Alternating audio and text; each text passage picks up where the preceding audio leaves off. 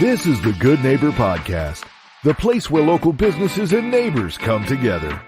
Here's your host, Cabo Jim Schaller. Welcome, good neighbors, to episode number 177 of the Good Neighbor Podcast Estero. Today we have good neighbor Curtis Estes from the Anti-Retirement Club. Welcome.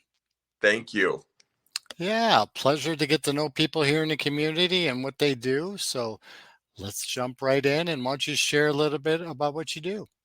So the Anti-Retirement Club was started after attending a longevity conference last year with some of the top MDs, PhDs, and longevity tech CEOs in the country. And they basically said, if we can just live 10 more years, so many of the things that can kill us today are going to be pretty much figured out. And so it just made me realize that we all have the possibility of potentially living much longer than we ever imagined. And the consensus among this group is that we need to plan on the possibility, no matter what age you think you might be able to live, the possibility of an additional vibrant, healthy, impactful 30 years.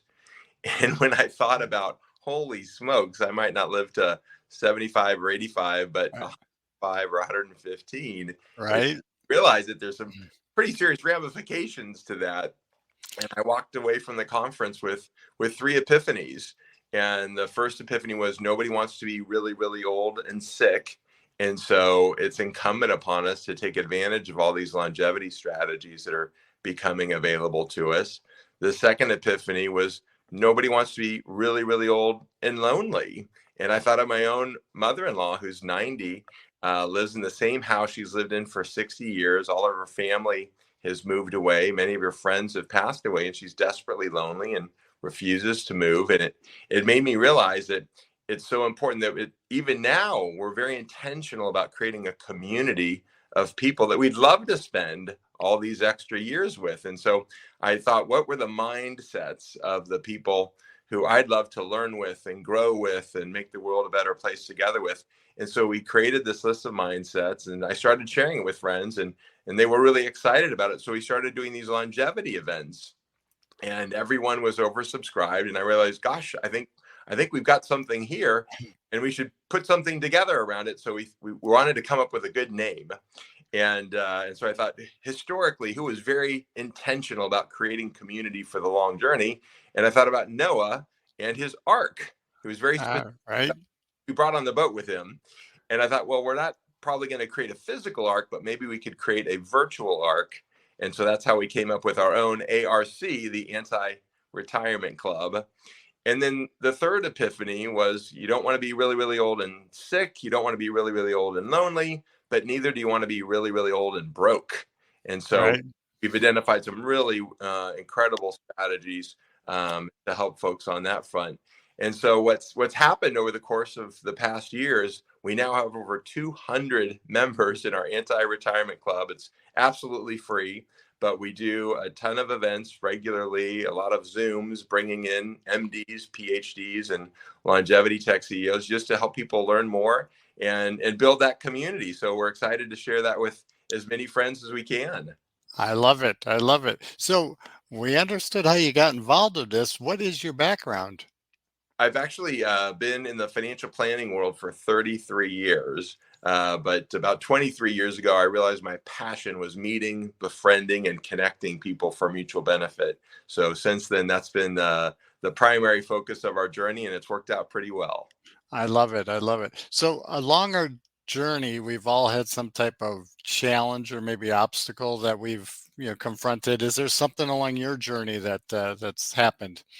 Yeah, actually, when I was 11 years old on Christmas Day, our house burned to the ground. Wow. Everything. And my parents didn't have any fire insurance. And so we moved into a trailer house and got our clothes from the Salvation Army and our blankets and towels from friends at church. And so it just made me realize how important this planning is. And that's what got me in this direction 33 years ago, but now even with a greater sense of mission and purpose to help people live as young as possible, as long as possible.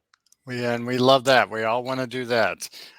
So are there any myths or maybe misconceptions surrounding what you do that we could clear up for our listeners? Yeah, I think what surprised me is how long people already are expected to live. If someone's 65 today, their life expectancy is 85 years old. And I think the challenge is, our brains think linearly, and we just think, well, gosh, my parents lived this long, my Right. grandparents lived this long, I'll probably just live a little bit longer. But we're actually living a lot longer the more we take care of ourselves. And if someone's 65 and has some financial means, the life expectancy isn't 85, it's actually 94. Wow. So if we're adding a potential 30 years to 94, there's going to be a lot of us that might be making it into our 120s. So that's a big misconception that we need to get clear on. Absolutely. And talk about the misconceptions, but do you see things trending? Obviously, things are changing from when we grew up, but what do you see trending nowadays? Well, the biggest impact that we're seeing is from artificial intelligence and just the ability to sort through all of the medical research that's happening.